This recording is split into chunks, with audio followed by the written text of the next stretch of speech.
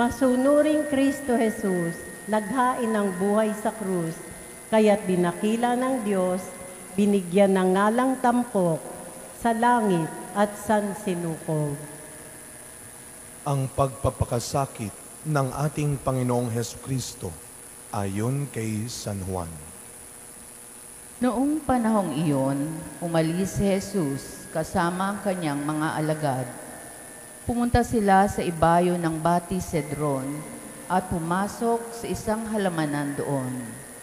Ang lugar na ito'y alam ni Judas na nagkanulo sa kanya, sapagkat madalas magpunta roon si Jesus at ang kanyang mga alagad. Pumaroon si Judas kasama ang ilang bantay sa templo at isang pangkat na mga kawal na padala ng mga punong saserdote at mga pariseyo. May dala sila mga parol, sulo at sandata. Alam ni Jesus ang lahat ng mangyayari sa kanya, kaya't sila'y sinalubong niya at tinanong, Sino ang hinahanap ninyo? tugon nila. Sinabi niya, Ako si Jesus. kaharap nila si Judas na nagkanulo sa kanya. Nang sabihin ni Jesus na siya nga, napaurong sila at nabuwal sa lupa. Muli siyang nagtanong, Sino nga ba ang hinahanap ninyo? sagot nila, Sinabi ko na sa inyong, ako si Jesus. Kung ako ang hinahanap ninyo, hayaan ninyong umalis ang mga taong ito. wika niya. Sinabi niya ito upang matupad ang kanyang salita. Walang napahamak kahit isa sa mga ibinigay mo sa akin, Ama. Binunot ni Simon Pedro ang kanyang tabak at tinaga ang alipin ng pinakapunong saserdote. Natigpas ang kanang tainga ng alipin yaon na ang pangalay Malco.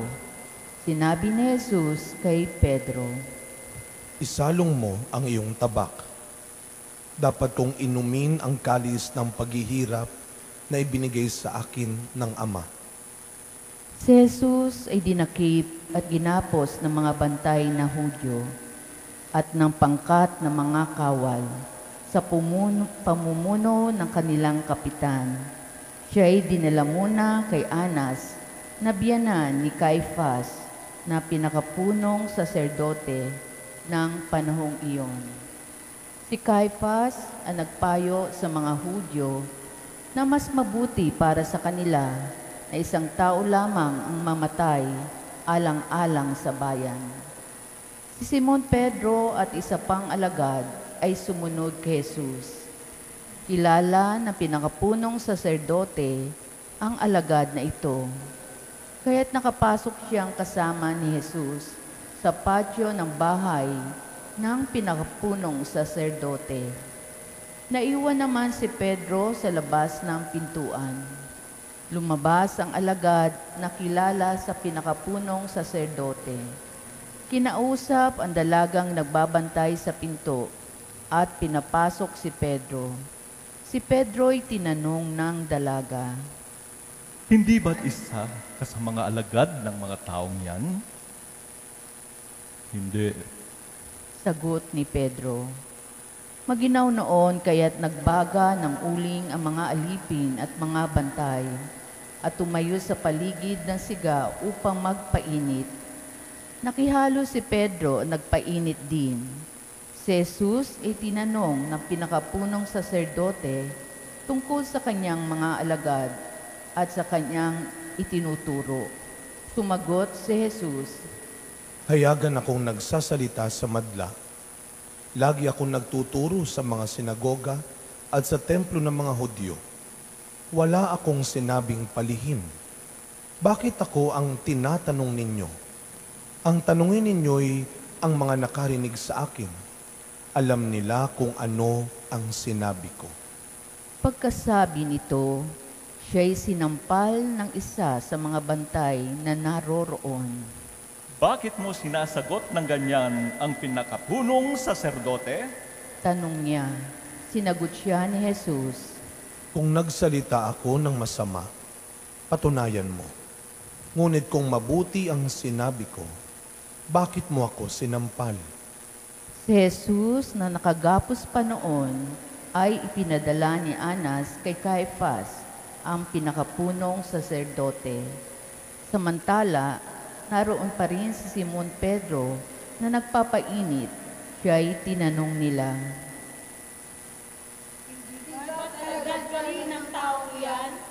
Hindi. sagot ni Pedro. Tinanong naman siya ng isa sa mga alipin ng pinakapunong saserdote, kamag-anak ng lalaking tinigpasan niya ng tainga.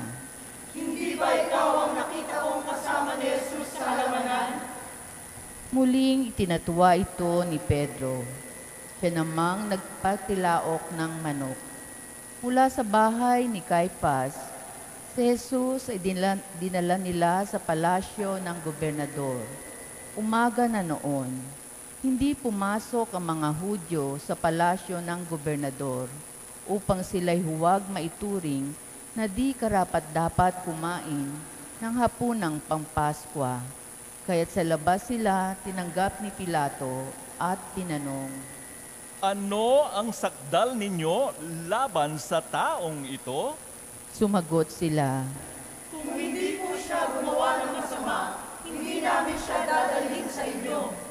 sinabi sa kanila ni Pilato, Dalhin ninyo siya at hatulan ayon sa inyong kautusan. sumagot ang mga Hudyo,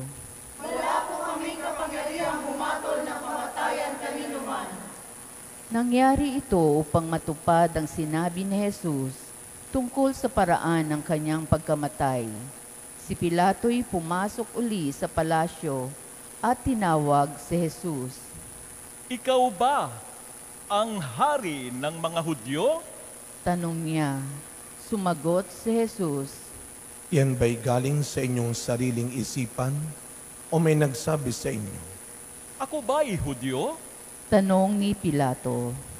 Ang mga kababayan mo at ang mga punong saserdote ang nagdala sa iyo rito. Ano ba ang ginawa mo? Sumagot si Jesus, Ang kaharian ko'y hindi sa sandibutang ito. Kung sa sandibutang ito ang aking kaharian, ipinakipaglaban sana ako ng aking mga tauhan at hindi na ipagkanulo sa mga Hudyo. Ngunit, hindi sa sandibutang ito ang aking kaharian. Kung gayon, isa kang hari. sabi ni Pilato. Sumagot si Jesus, Kayo na ang nagsasabing ako'y hari. Ito ang dahilan kung bakit ako'y pinanganak at naparito sa sanlibutan upang magsalita tungkol sa katotohanan. Nakikinig sa aking tinig ang sinumang nasa katotohanan. Ano ba ang katotohanan? tanong ni Pilato. Pagkasabi nito, muling lumabas si Pilato at sinabi sa mga Hudyo, Wala akong makitang kasalanan sa taong ito. Ngunit ayon sa inyong kaugalian, dapat akong magpalaya ng isang bilanggo kung araw ng Paskwa. Ibig ba ninyong palayain ko ang hari ng mga Hudyo? sigaw nila. Si Barabas sa isang tulisan. Kaya't ipinakuha ni Pilato si Jesus at ipinahagupit. Ang mga kawal ay kumuha ng halamang matinik, ginawang korona, at ipinutong kay Jesus. At sinuutan siya ng balabal na purpura, isa't isa'y lumalapit sa kanya at ang wika. Mabuhay ang hari ng mga Hudyo! At siya'y pinagsasampal. Lumabas uli si Pilato at sinabi sa kanila, Ihaharap ko siya sa inyo upang malaman ninyo na wala akong makitang kasalanan niya. at inilabas si Jesus na may koronang tinik at balabal na purpura. Sinabi sa kanila ni Pilato, Narito ang tao. Pagkakita sa kanya ng mga punong saserdote at ng mga bantay, sila'y sumigaw. Ipako siya sa krus! Ipako sa krus! Sinabi ni Pilato, Kunin niyo siya at kayo ang magpato sa kanya. Wala akong makitang kasalanan niya. sumagot ang mga Hudyo. Ayon sa aming kautusay, nararapat siyang mamatay, sapagkat siya'y nagpapanggap na anak ng Diyos. Lalong natakot si Pilato nang marinig ang mga pananalitang ito. Muli siyang pumasok sa palasyo at tinanong si Jesus. Taga saan ka ba? Subalit hindi tumugon si Jesus. Ayaw mo bang makipag-usap sa akin? Ani Pilato. Hindi mo ba alam na maaari kitang palayain o ipapako sa krus? At sumagot si Jesus. Kaya mo lamang magagawa yan, sapagkat ipinagkaloob sa iyo ng Diyos ang kapangyarihang iyan. Kaya mas mabigat ang kasalanan ng nagdala sa akin dito. Nang marinig ito ni Pilato, lalo niyang hinangad na palayain si Jesus. Ngunit nagsigawan ng mga tao. Kapag pinalaya mo ang taong iyan, hindi ka kaibigan ni Cesar. Sino mang nagpapanggap na hari ay kalaban ng Cesar. Pagkarinig ni Pilato sa pangungusap na ito, nilabas niya si Jesus at siya'y lumuklok sa hukuman sa dakong tinatawag na plataporma, Gabata sa wikang Hebreo. Araw noon ng paghahanda sa Paskwa at mag-iikalabindalawa na ng tanghali, sinabi ni Pilato sa mga Hudyo, Narito ang inyong hari. Sumigaw sila. Patayin siya! Patayin! Ipako sa krus! Ipapako ko ba sa krus ang inyong hari? Tanong ni Pilato. Sumagot ang mga punong saserdote. Wala kaming hari kundi ang Cesar. Kaya't si Jesus ay binigay sa kanila ni Pilato upang ipako sa krus. Kinuha nga nila si Jesus at lumabas siya na pasa ng kanyang krus patungo sa lugar na kung tawagi Dako ng Bungo, Golgota sa wikang Hebreo. Pagdating doon, siya ipinako sa krus kasama ng dalawa pa, isa sa gawing kanan at isa sa kaliwa. Sumulat si Pilato ng ganitong pangungusap at ipinalagay sa krus. Si Jesus na taga Nazaret, ang hari ng mga Hudyo. Nasusulat ito sa mga wikang Hebreo, Latin at Grego, at marami sa mga Hudyo ang nakabasa nito, sapagkat malapit sa lungsod ang dakong pinagpakuan kay Jesus. Kaya't sinabi ng mga punong saserdote kay Pilato, Huwag niyong isulat na hari ng mga Hudyo, kundi sinabi ng taong ito, ako ang hari ng mga Hudyo. Sumagot si Pilato, Ang naisulat ko ay naisulat ko na. nang maipako na ng mga kawal si Jesus, kinuha nila ang kanyang kasuotan at pinaghati-hatian ng apat. Kinuha rin nila ang kanyang tunika. Ito'y walang tahi at hinabi ng buo, mula sa itaas hanggang sa ibaba. Nag-usap-usap ang mga kawal. Huwag nating punitin ito. Magsapalaran na lamang tayo para malaman kung kanino ito mauuwi. Nangyari ito upang matupad ang isinasaad ng kasulatan. Pinaghati-hatian nila ang aking mga kasuotan at ang aking damit ay kanilang pinagsapalaran. Gayon nga ang ginawa ng mga kawal. Nakatayo sa tabi ng krus ni Jesus ang kanyang ina at ang kapatid na babae nitong si Maria, na asawa ni Cleophas. Naroon din si Maria Magdalena. Nang makita ni Jesus ang kanyang ina at ang minamahal niyang alagad sa tabi nito, Kanyang sinabi, Ginang, narito ang iyong anak. at sinabi sa alagad, Narito ang iyong ina. mula nooy siya'y pinatira ng alagad na ito sa kanyang bahay.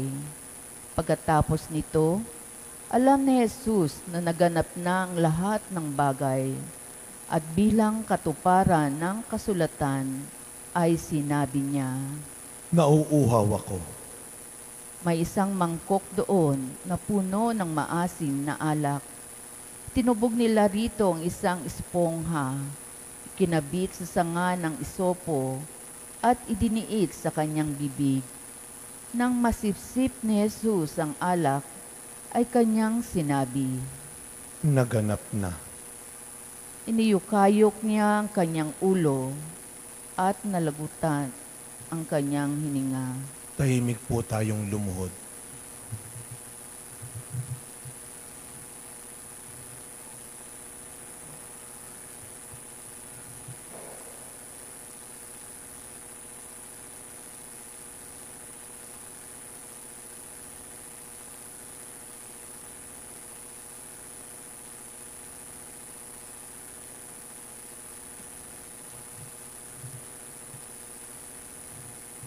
Nooy araw ng Tumayo po ang paghahanda. lahat.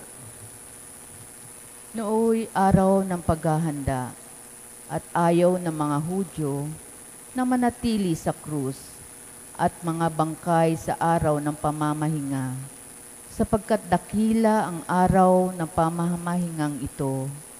Kaya tiniling nila kay Pilato na ipabali nito ang mga binti na mga ipinako sa krus at alisin doon ang mga bangkay. Naparoon nga ang mga kawal at binali ang mga binti na dalawang ipinakong kasabay ni Jesus.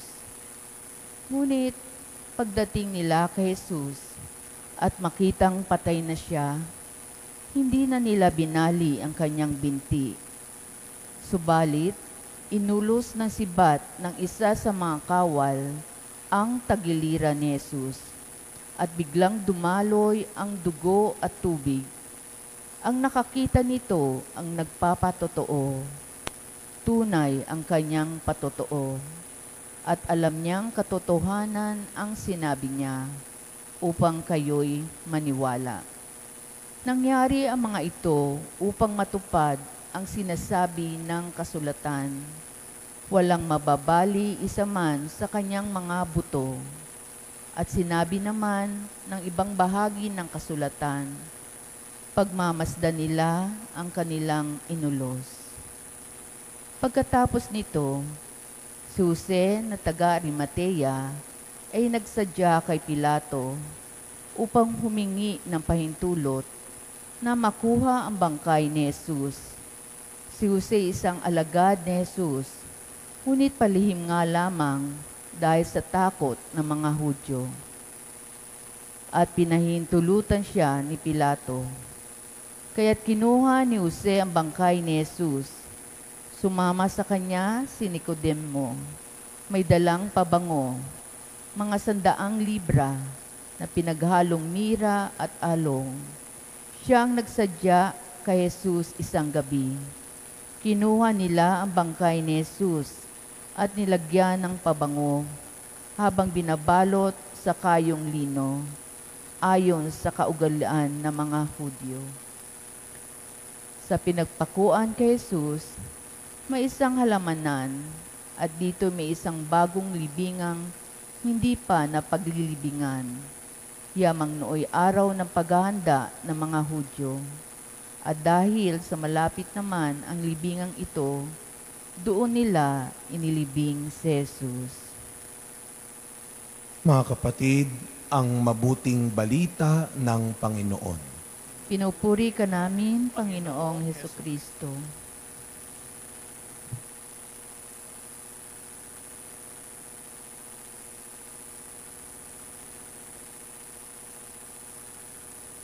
Good afternoon po sa inyong lahat.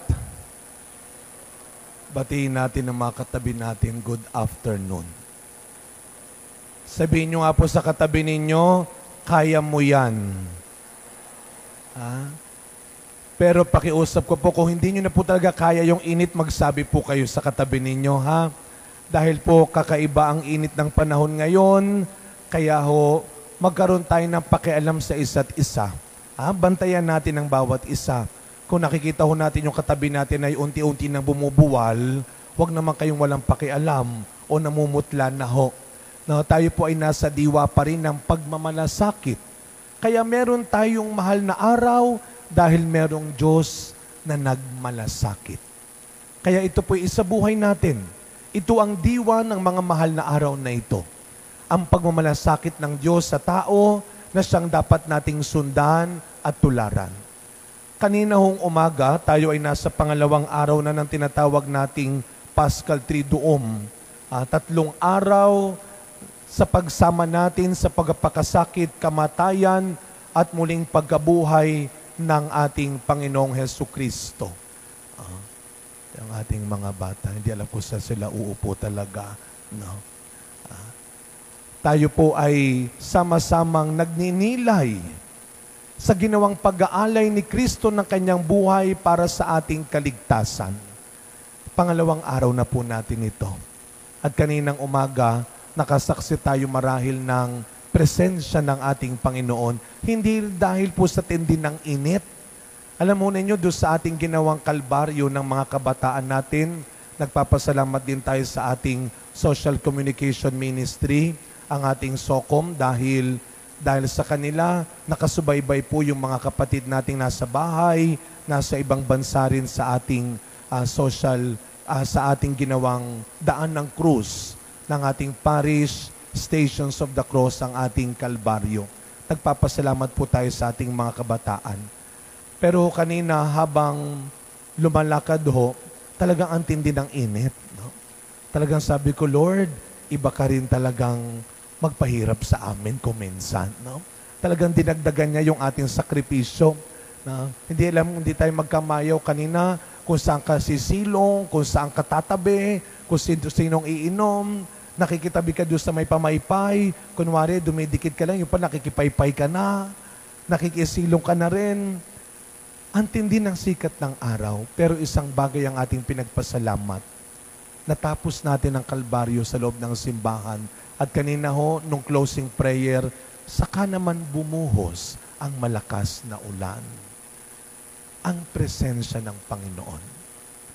At habang pinapanood o habang tayo ay nagninilay, habang ginaganap ang kalbaryo, magandang tanungin natin ang sarili natin.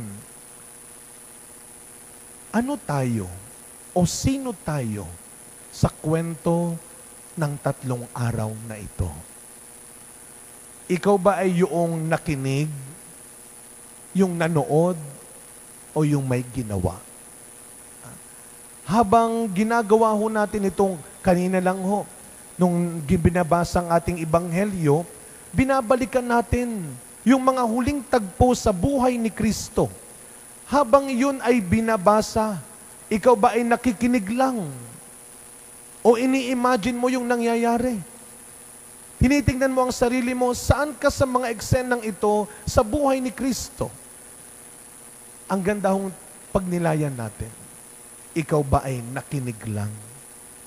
Sa buhay natin sa mundong ito, sa dami ng mga nangyayari sa paligid natin, nakinig ka lang ba? Naririnig mo ba ang mga kasama mo? Sabi nila, ang taong marunong makinig ay ang taong totoong umiibig. Ang taong marunong makinig ay ang taong totoong umiibig. Kaya magandang tanungin natin ang sarili natin. Kung mahal ko ang pamilya ko, pinapakinggan ko ba sila sa sinasabi nila sa akin? O ang tingin ko sa kanila ay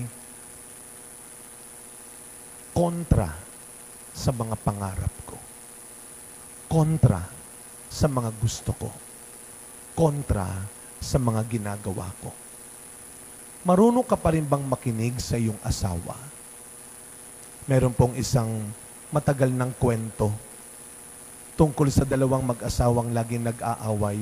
Alam niyo, pag ako po ay nag-i-interview ng ikakasal ko, ang unang tinatanong ko sa kanila ay ganito, ano ang nagustuhan mo sa kanya? Sabi ba naman ng lalaki? Ay, nung babae. Sabi ko sa babae, anong nagustuhan mo sa lalaking ito? Sabi ng babae,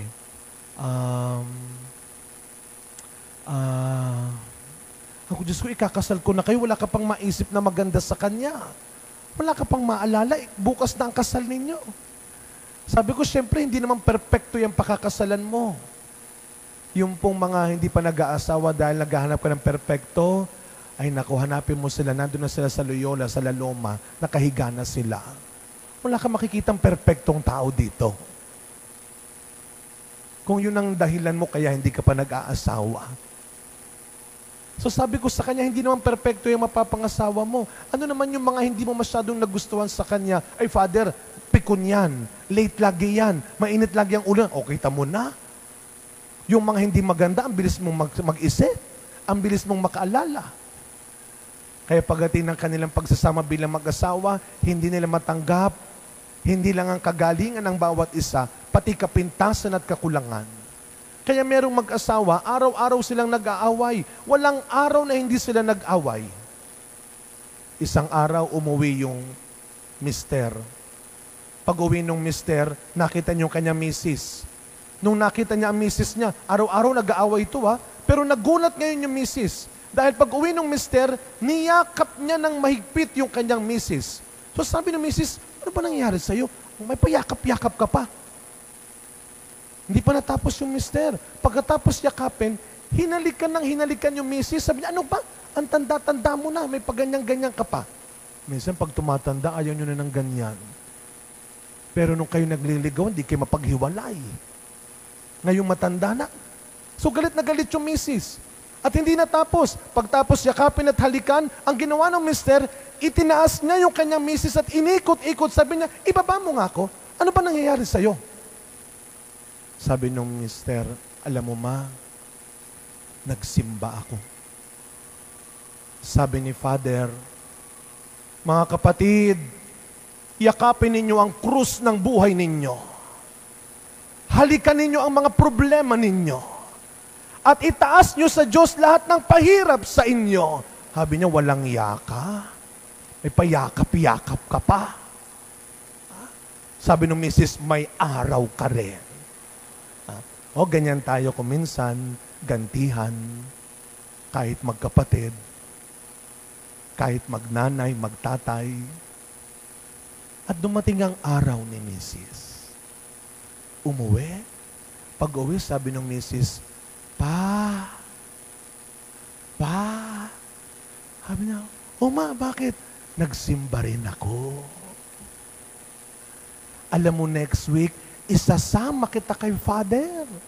Sabi niya, talaga? Ang sweet naman ni Mama. Bakit daw? Diba nagkasunog dyan sa kabilang barangay? Oh, sabi ni Father kanina, mga kapatid, next week, dalhin niyo na po sa simbahan lahat ng hindi niyo na kailangan sa bahay. Lahat ng pwede nyo nang ipamigay, dalhin nyo po sa simbahan. Sabi ko, lugi naman kami. Sila tinaas kami, pinamigay. Ano ang tingin mo sa mga kasama mo? Napapakinggan mo ba ang hinaing din ng mga kasama mo na napapagod na rin sila? Sometimes, the best message that we can hear are the words that they cannot say. Huwag ka lang makinig gamit ang tenga mo. Gamitin mo rin yung puso mo. Pakinggan mo yung mga kasama mong hindi kayang sabihing nahihirapan na sila. Hindi kayang sabihing nasasaktan na sila. Kala mo lang tuwang-tuwa sila sa ginagawa mo. Meron po kaming labandera sa seminaryo. Ang tanda-tanda na niya, naging pari na ako, nandun pa rin siya. Kuba na. Sabi ko, Nay, nag-retire na yung mga kasama mo. Nandito ka pa, kaya mo pa ba? Sabi niya, Father, kung ako lang po, ayoko na. Pero para sa mga anak at apo ko, kaya ko pa. Ngayong mahal na araw, makinig ka sa mga hindi nila kayang sabihin. Sa mga hindi pa nila sinasabi. At pangalawa, ngayong mahal na araw na ito, kung hindi ka nakikinig lang, baka nanonood ka lang. Baka nanonood ka lang. Ginagawa mong teleserye ang buhay ng ibang tao. And worst, pinagpipiestahan ninyo. Pinagtutulungan ninyo. Dati ho akong naka-assign sa Espiritu Santo sa Tayuman. Doon ho sa Avenida, Rizal Avenue. Noon may mga tawag sa kanila, hindi na masyado ngayon ang tawag doon. Noon, ang tawag sa mga namamalimos, yung mga umaakyat ng jeep, naranasan yon, aakyat ng jeep tapos pupunasan yung sapatos nyo. Ang tawag sa kanila, mga batang hamog. Naalala nyo pa po yun? Mga batang hamog. Pag akyat ng jeep, pupunasan. Doon sa, naka-assign ako doon sa Avenida. Minsan nakasakay ako, may umakyat na batang hamog, pinunasan. Pagtingin ko, lalong umitim yung pa ako Nakatsinelas lang ako Tutuktukan ko sana, ala ko, pari nga pala ako, pari ako. No? Nagtempi ako, pari ako. Kaya nung sinama ko yung kapatid ko, sabi ko, magsapatos ka, dadaan tayo ng Avenida. Nung kami po ay nakasakay na sa jeep, kami ng kapatid ko, may sumampang batang hamog. Buti nakasapatos ako, punas siya. At nung umandar, may sumakay na babae. Mukhang may hepa. Naninilaw. Daming alahas. Sabi ko, naka-jeep lang naman. Pag ito na-hold up, damay pa kami. Daming alahas, para may hepa sa dilaw. At nung maandar na, nung pupunasan siya nung batang hamog, alam niyo, sabi niya, shh, wag mo kong pupunasan. Nagmura siya na nagmura. Layas! Baba doon! Sabi nung kapatid ko, Kuya, ang sungit, hindi naman niya binigyan. Makinig po kayo. If you will not help them, please do not hurt them. Kung hindi nyo rin naman tutulungan, huwag nyo subukang saktan. Dahil sinabi ni Jesus, ano man ang gawin mo sa pinakamaliit na ito, ay ginawa mo sa akin. Bago sa tuluyang hatulan at patayin, ano ang iniwan niyang mabuting halimbawa? Hinugasan niya ang paa ng kanyang mga alagad at sinabing, gawin din ninyo to sa isa't isa. Kaya never niyang itinuro ang manghamak ka ng ibang tao, ang mandaya ka, ang manloko ka, ang manlamang ka ng kapwa, ang manira at manakit ka ng kapwa. Never. Isa lang ang dakilang iniwang halimbawa ni Kristo, magmahalan kayo. Huwag ka lang makinig, huwag ka lang manood. Yung pangatlo, sana may ginagawa tayo. Ang galing umarte ng mga bata kanina. Mapapaiyak ka talaga. At manggigigil ka rin sa lakas makademonyo ng arte nila. At ang lakas nilang makabait-bait. Pero sana hindi lang arte yon. Sana pagkatapos ng mga mahal na araw na ito, yung pagbabago mo, ituloy-tuloy mo.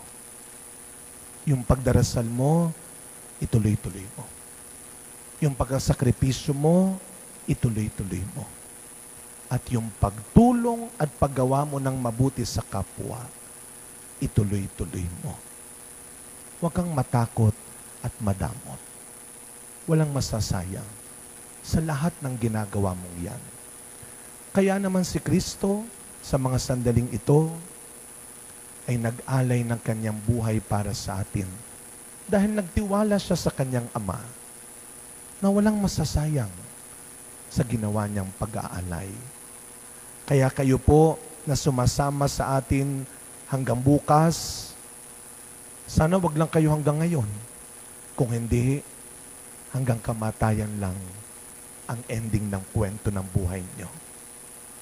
Bukas, makikita ninyo, patutunayan ni Kristo, may mapapala ang ginagawa mong kabutihan sa kapwa.